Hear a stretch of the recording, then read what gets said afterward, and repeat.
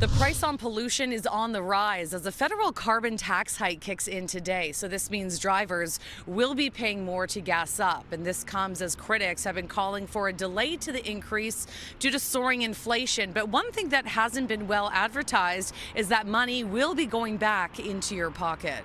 People can actually come out ahead financially by making climate smart decisions.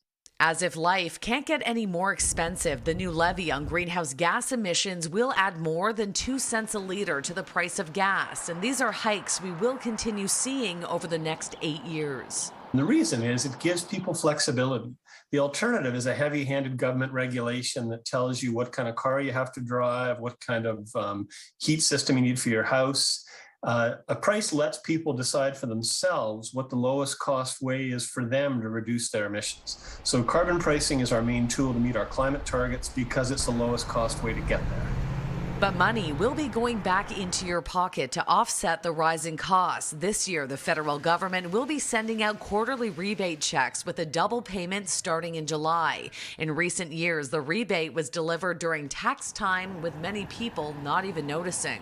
So every household in Ontario will get about $700 back in a climate action rebate over the coming year.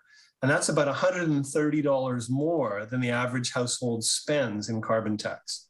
So there's an incentive to reduce your emissions. The families that reduce their emissions the most are going to make the most and keep the most money in their wallet.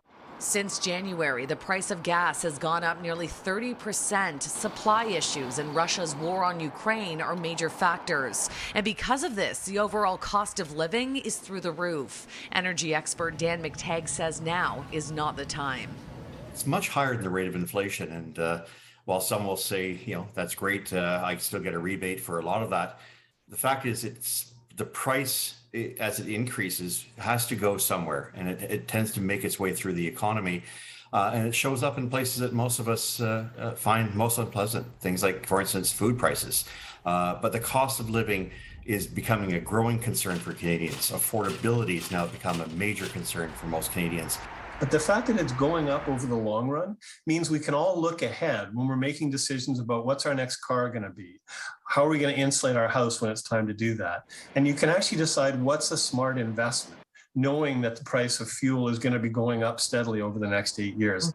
Now, if you receive your tax returns through direct deposit, the carbon rebate will be delivered the same way. The next tax hike will be higher and is expected in December.